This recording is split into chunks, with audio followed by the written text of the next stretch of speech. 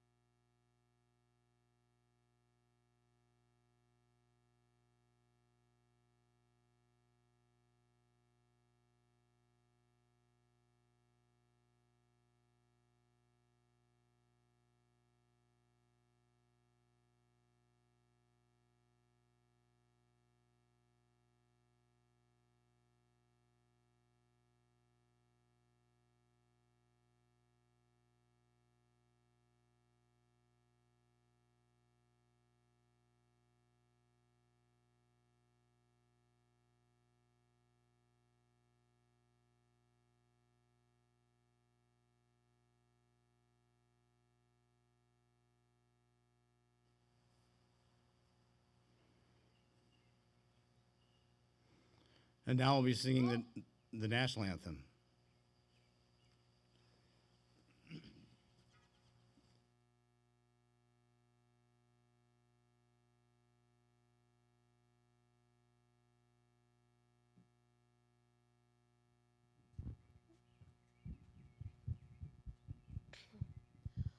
Oh, say, can you see by the dawn's early light what so proudly we hailed at the twilight's last gleaming, whose broad stripes and bright stars through the perilous fight o'er the ramparts we watched were so gallantly streaming.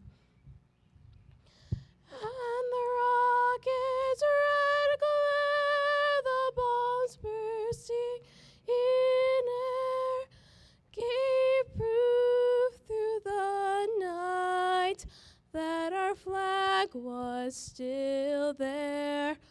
Oh, say does that star-spangled banner yet wave o'er the land of the free and the home of the brave?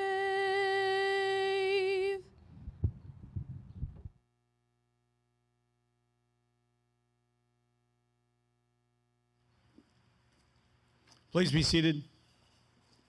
Thank you for that wonderful singing of the national anthem. This time I'd like to introduce my friend, Chaplain Greg. He'll be giving the invocation. Greg? Thank you, Mary Mark. Like he said, my name is Greg Boyster. I'm the West Michigan Director of Marketplace Chaplains, and I am honored to be here with you today to bring the invocation. So let us bow our heads and pray the invocation. Gracious and almighty God, thank you for this opportunity to gather in this place. Thank you for being the giver of life and all good things. Thank you for allowing us the opportunity to live in this town, this state, and this country that affords us the freedoms we enjoy today. On this sacred day, we gather to honor the brave men and women who have laid down their lives in service to our country. And we remember, Lord, their courage, their sacrifice, and their unwavering commitment to the ideals of freedom and justice. Lord, may we never forget the price of liberty, nor the families who bear the weight of the loss. Grant comfort to those who mourn and strength to those who continue to serve. Inspire us to live with gratitude, to cherish peace, and to uphold the values for they have given everything. Bless this day of remembrance, and may our actions reflect the honor and dignity of those we commemorate. Bless those who will speak today, those who will sing, and those that will inspire us. We pray this in the wonderful name of Jesus. Amen. Amen.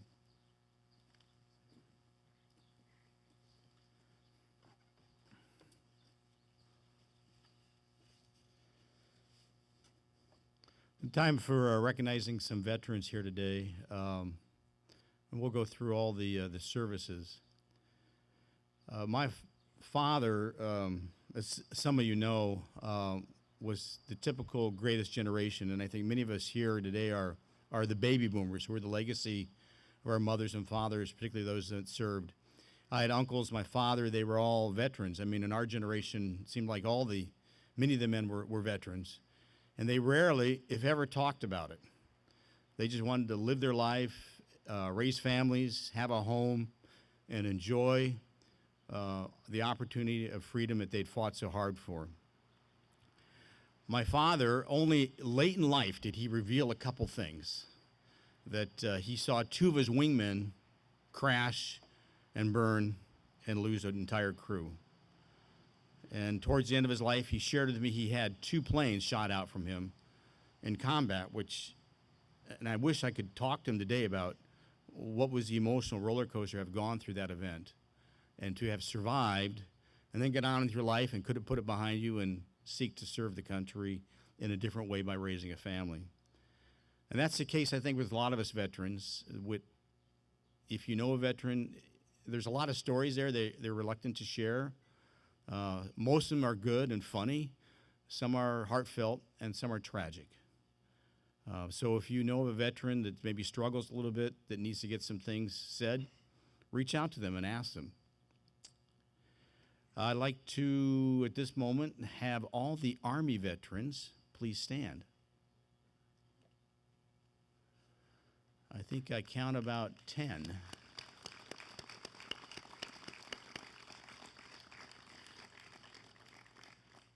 Would the Navy veterans please stand?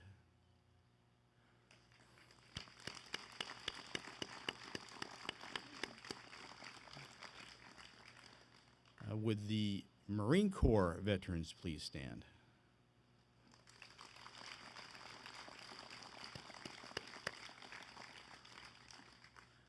And would the Air Force veterans please stand?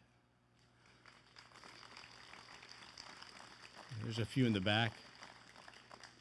And last but not least would be the Coast Guard veterans please stand.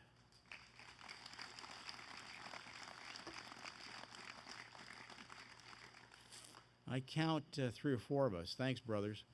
I don't know if my one brother veteran, Coastie, is here. I kind of want to call him out. His name is Darrell. He has a seriously disabled daughter. I don't know if he's here, but Darrell reached out to me a few years back. He was struggling with his veterans claim and needed a big brother to kind of walk through the process, as I have for a few other my brothers here. Darrell, I I found out subsequently that when I was in Alaska, he was on my sister ship that was on a dreadful night operations on a rescue. It was a fishing boat in the rocks, taking on water and sinking, and the crew was in serious peril. And Darrell was put on the helm, and with the captain giving the orders, and Darrell on the helm, they drove that Coast Guard cutter right up to the edge of that fishing boat, at risk of their own peril, and the crew too. And just as they were about to offload those fishermen off that boat, the Coast Guard helicopter came in and plucked them off, which is often the case. But that's just the way it is. Sometimes you're a hero. Sometimes you just go to lay in your rack and try to put it in perspective. So if Darrell had been here, I would have liked to recognize him for having been one of my brothers in Alaska when I served up there with him.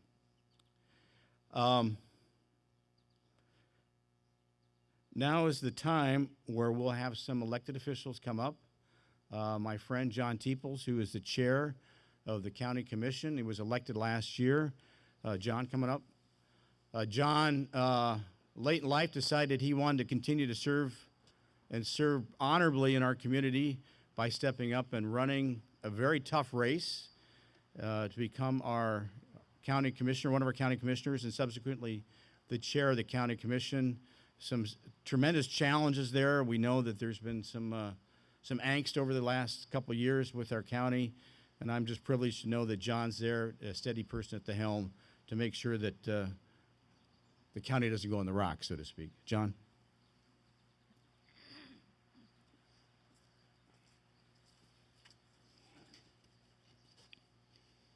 Good morning.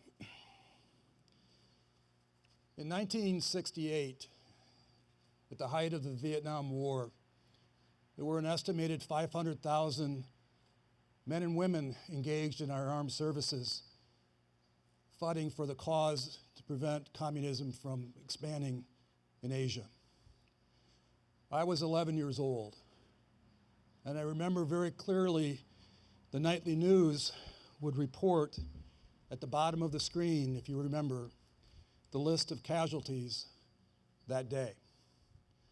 And I also remember the draft, where the draft numbers were being scrolled across the TV screen.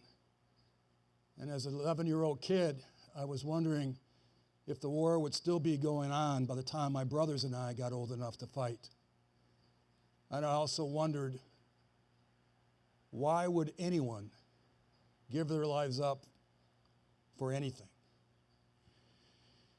As time's gone on and as I matured and grew up, I came to that understanding that indeed there are certain causes that are worth your self-sacrifice in life, including our families in America.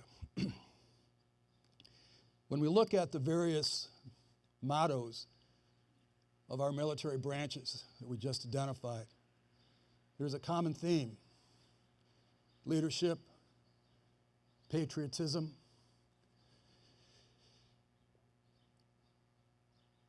living for the greater cause, of principles of justice, liberty, and freedom. And freedom doesn't mean just individual freedom. Freedoms that come with a social responsibility to honor the individual freedoms of our neighbor, including the motto, Semper Paratus, right? The Coast Guard motto, to always be ready.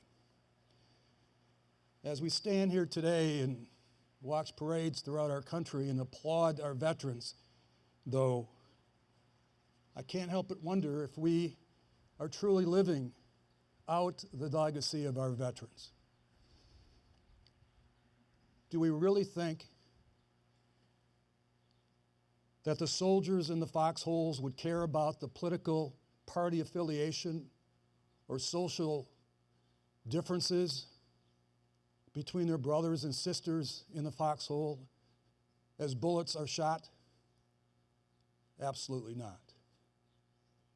But we here in America today, in a relative time of peace, seem to be so focused on our differences to create divisiveness. we are simply hurting each other as a nation. Why are we so vindictive, angry toward each other? Why do we disrespect each other just because we have differences of opinion? Certainly the veterans didn't see it that way when they're in harm's way. Why are so many of us in our community seeing our neighbors as enemies? I saw this firsthand last year during the campaign. When my volunteers and I walked door to door throughout the community, there were some houses that we were literally screamed at to avoid as we walked up just to introduce ourselves. There were some neighborhoods I walked into that genuine fear existed. Genuine fear existed between neighbors simply because they had differing points of view. And since becoming commissioner, I've seen it firsthand. The vindictiveness, anger, rhetoric, divisiveness through Facebook and social media, it's incomprehensible to me. Sometimes the divisiveness is overt, very direct. And other times it comes through an implied inference of legitimacy by public institutions. I can't help but wonder where in the non-veteran community we can find the peacemakers, the merciful, and the pure of heart that Jesus called were blessed. In honoring our veterans, truly, when we applaud them and their efforts, let's also remember what was important to them by being less self-righteous, less judgmental, less selfish,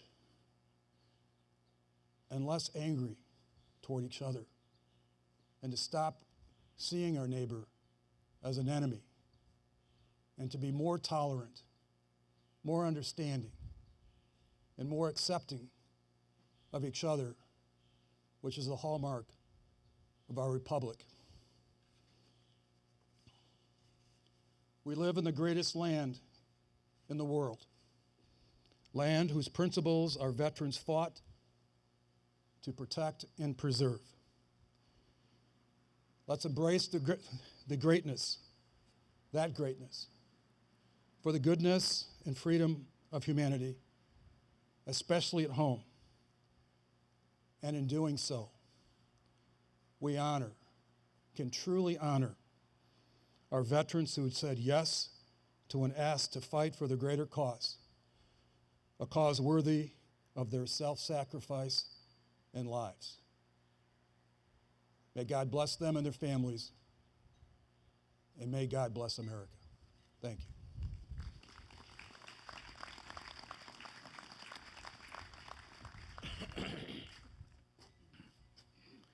Sergeant Denton, I always like to have an active duty member show up today because I think it reminds us that we were all young once.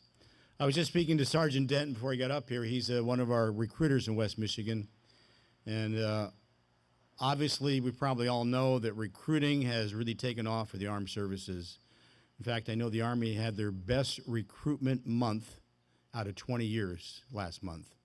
So I think that if we look at patriotism, serving your country, serving a common cause, has come back, so to speak, in style, and is a greater reflection of who we are as a country.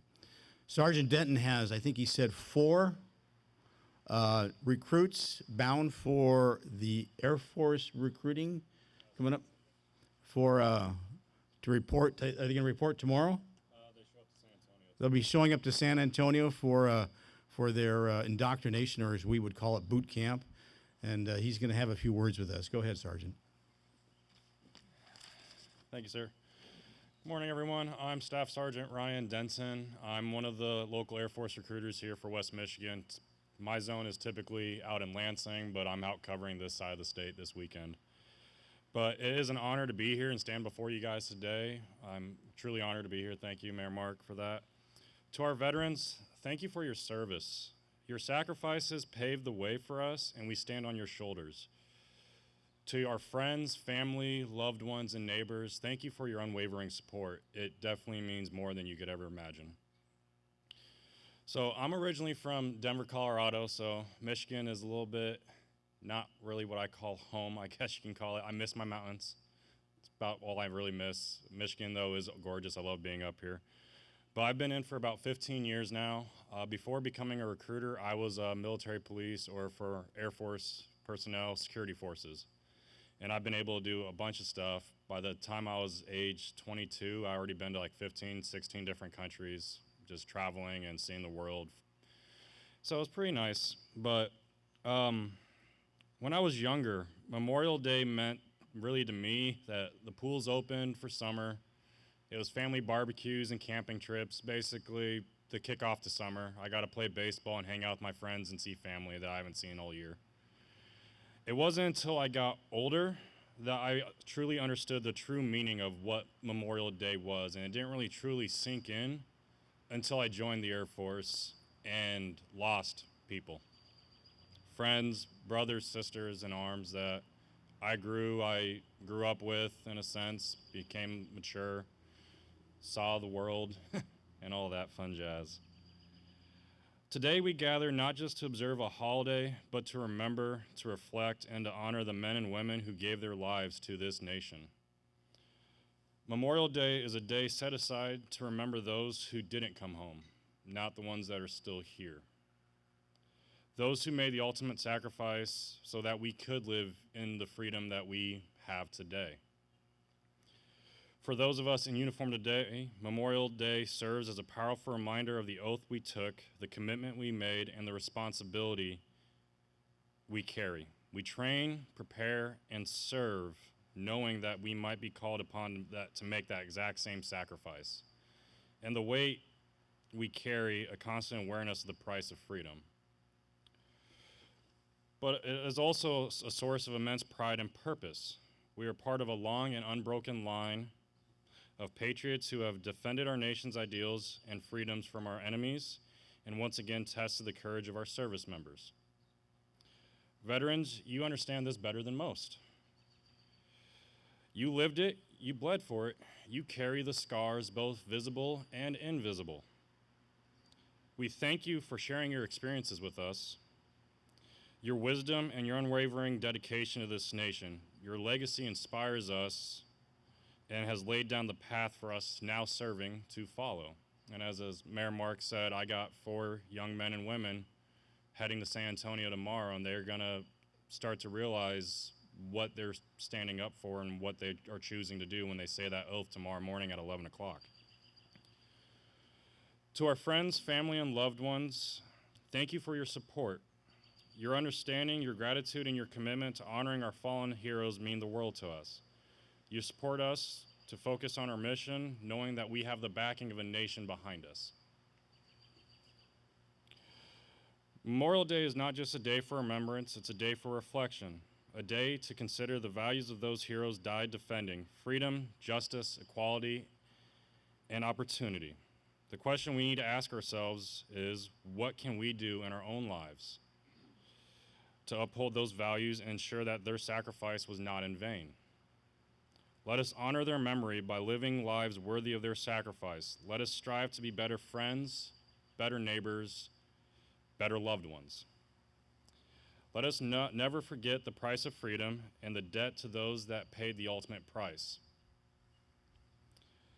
If today what I've talked about kind of resonates with some of you, use that to become a better person in some way, either by serving in your community or serving your country in one way or shape or form, either within the military or helping those out that are serving in the military. Because those people helping us, USO, all the people supporting the veterans, it really does mean a lot to us.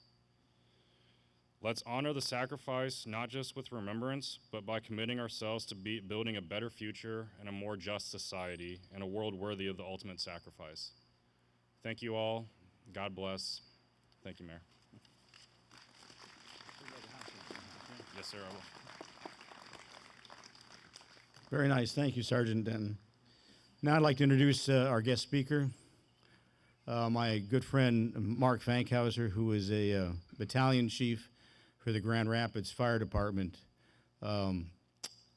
He works right across the street from me downtown Grand Rapids, and we routinely go to lunch. And here about a year ago, he said, Mark, I have a brother in arms that is struggling. He lived in Wisconsin, and I typically don't take clients out of state because it's very difficult.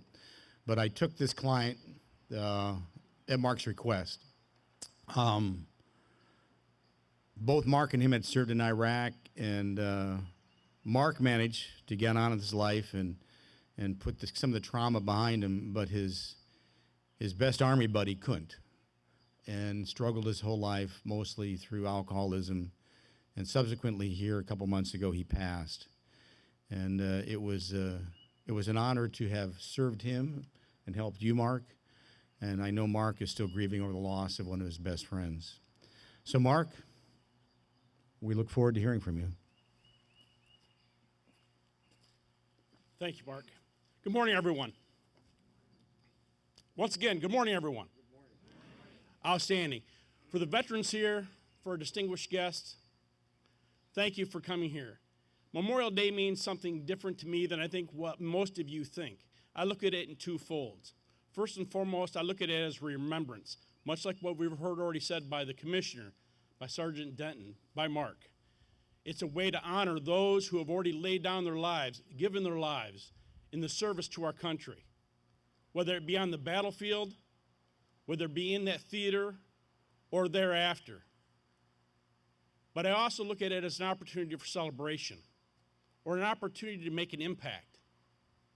And the impact being this: what have we done with our lives? What can we do with our lives? What can we do in our community? Mark alluded to an individual, James. Jimmy was my best friend. It's hard to call a person a friend. If you truly think about it, think throughout your own life. How many people are truly a friend? Jimmy and I, we came into the service together. We met in Fort Benning, Georgia. I remember him when we went to jump school. He was a loudmouth, skinny little kid. His mouth would write checks his body couldn't cash, and we would pay for it. When we went on to boot camp, AIT, somehow miraculously we got assigned together to the same unit at Fort Bragg.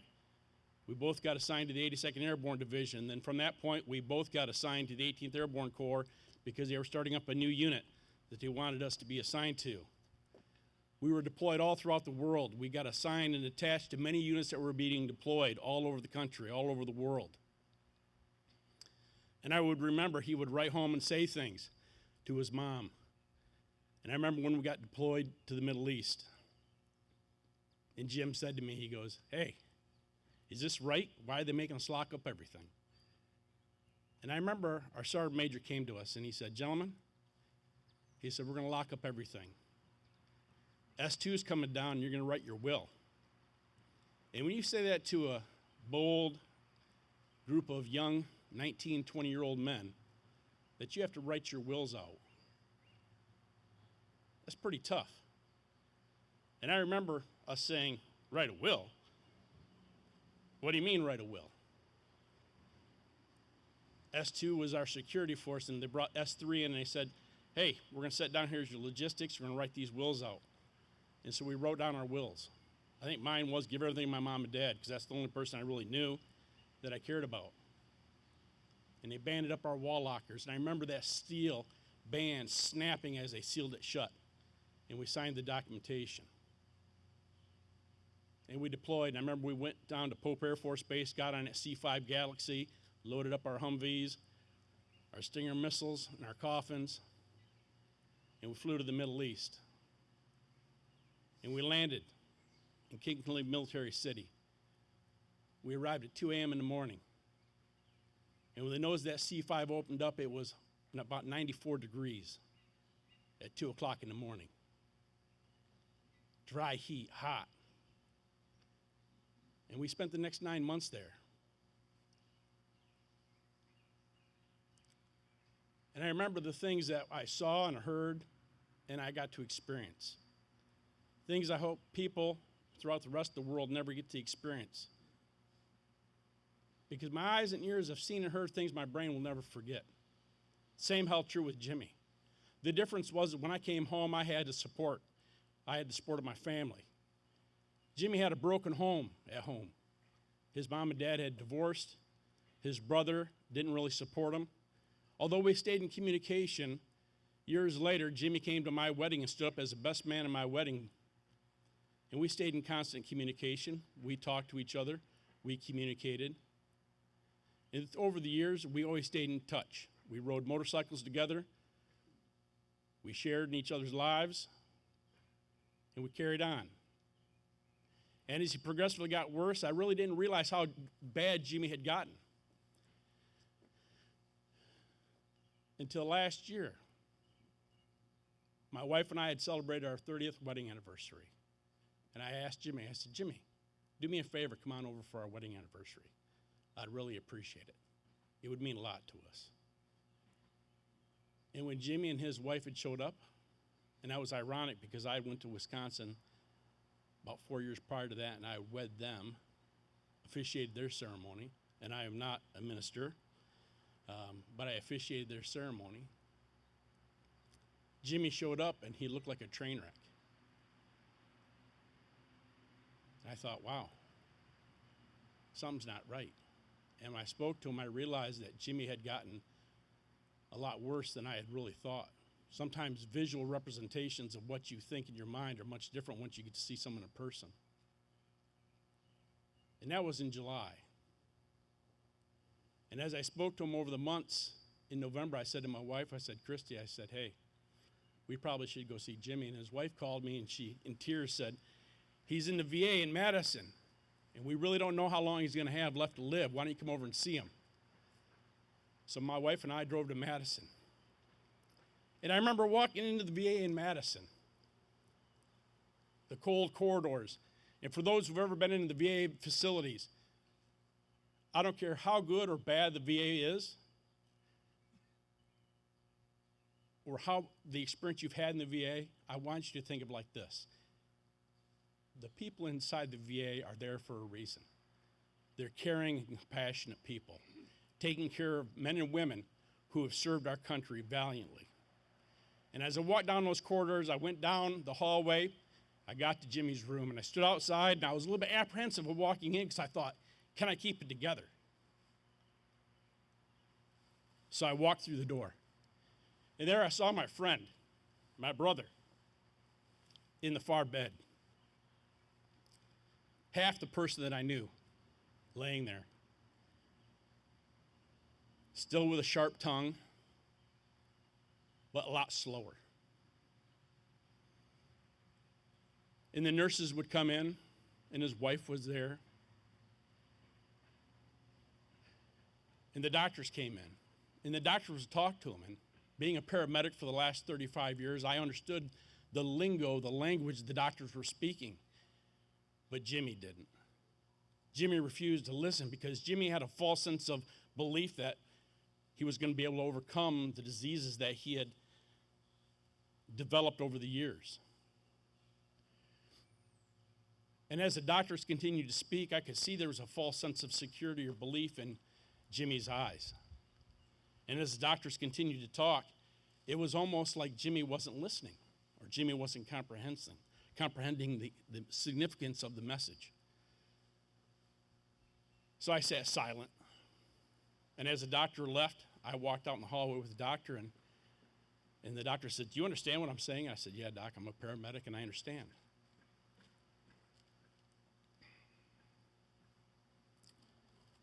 And I go, how long do you really think the prognosis? He goes, well, if we get him under a treatment program and maybe correct it, maybe 6 months to a year. And I'd already reached out to Mark, and Mark was very instrumental in making a change in Jim's life. He was able to bring him from 60% to 100%. And I'm very appreciative and thankful for that, for the dedication and hard work that you did. So Jim received 100% benefit due to his disability. which was a great relief to both Jim and Diane. So my wife and I typically, first week of December, we go down to Florida to a very unique heritage festival down in Ybor City.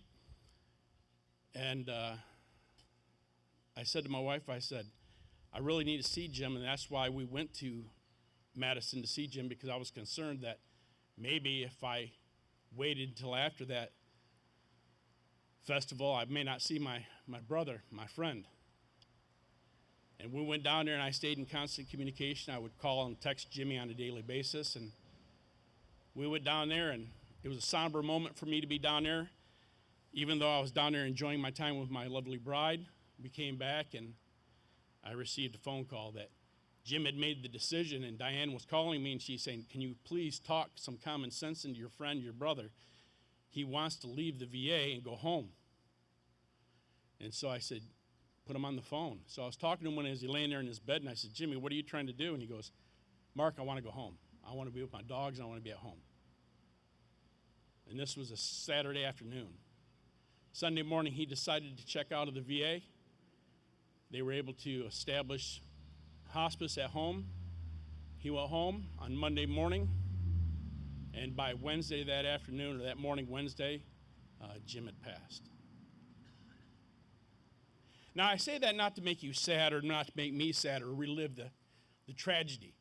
I say that for this, because I live in honor of Jim, and I live in honor to make this single statement. And this is the second part when we talk about making a difference.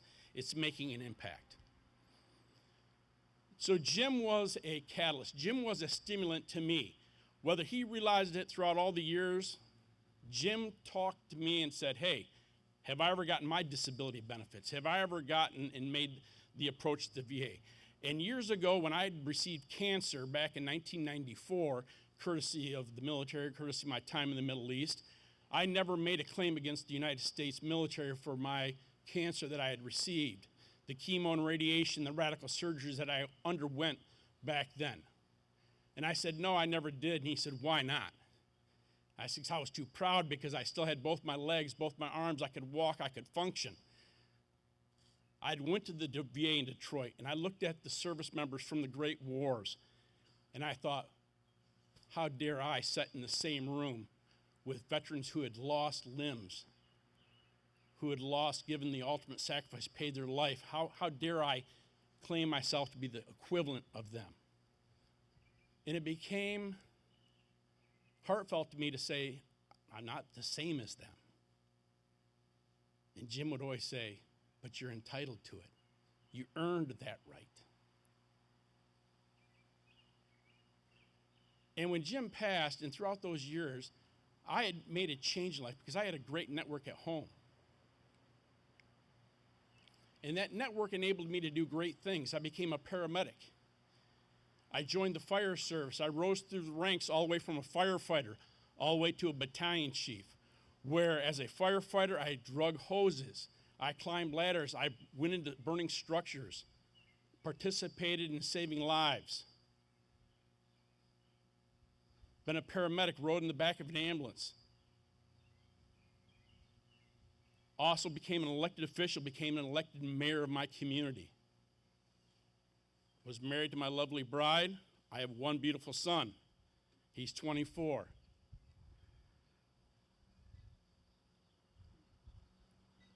And the biggest thing I come away with this is the impact.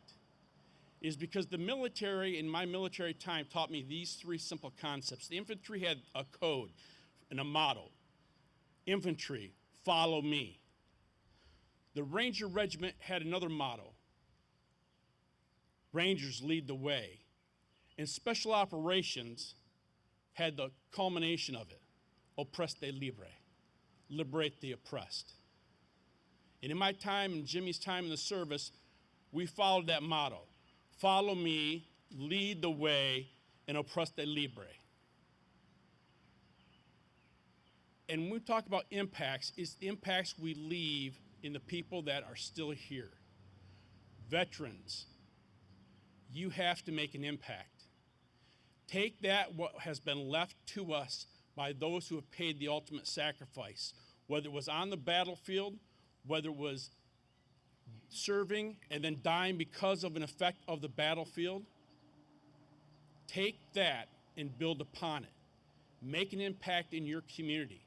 It may be as simple as working with the cadets, the Sea Cadets, the Scouts of America, working with your civic groups, working as a civil servant, whether you're working for the police, the fire, your local EMS, working in your city hall, working as a simple servant in your community. Take the charge. For our civilians, recognize that impact and follow them. Support them. Make their statement grand. Because without them, look where you would be at. A much different America. The county commissioner said it best. People live in fear right here within the confines of our United States. Why? We should be open and transparent, support each other, regardless of your political affiliation, regardless of your religious affiliation. We need to support each other now more than ever before. We are facing challenging times in an ever-evolving world. We must come together. We must make a difference. We must embrace each other's differences and truly stand side by side in our great country. Because only then can we stand true and say this: we are the greatest country in the world. May God bless you, may God bless the veterans, and may God bless this United States of America. Thank you.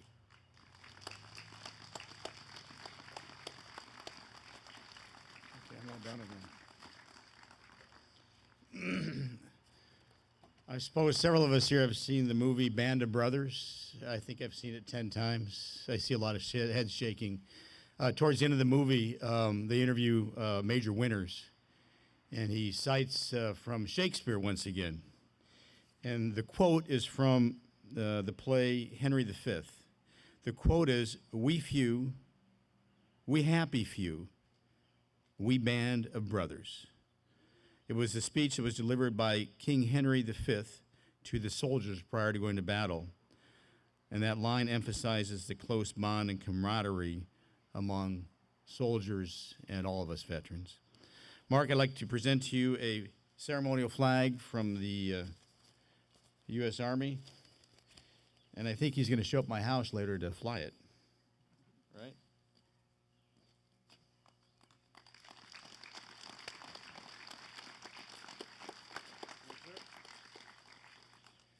Very well. Well, we're winding down the service here. There are several people we need to thank. I am not going to mention by names because if I would, we'd be up here for another 10, 20 minutes. So I'd like to acknowledge the city staff. They always do a great job. There she is right there. You can see her taking pictures. The city staff just does a really nice job of arranging for this, advertising it, the setup, new flags, just making sure everything's in order, because these things just don't happen without people that truly care and want to do the right thing for our community. So the city staff always comes through. We have the WCET network that will televise this. This will be on YouTube in probably, 3 or 4 days. It'll be posted on YouTube. Just go to YouTube and put in Hudsonville Memorial Day. I'd like to thank the Boy Scouts for helping set up and providing the programs. We have 2 Sea Cadets up here making sure the flags didn't blow over, and I don't think they did they? No. So if there's somebody here I have not recognized, please know it was not intentional. Our speakers, I think, did a fine job, and I just want to let everybody know how privileged I am to serve with all these other people that spoke up here today. Shortly, we will be doing taps. At taps, you may stand. At the end of taps, the service is over. So having said that, I think our bugler is getting ready to blow her. Is it a trumpet or a? It's a trumpet. So on that, would everybody please stand for the blowing of taps? Thank you everybody for being here. Have a safe holiday, and may you remember those not here. Thank you.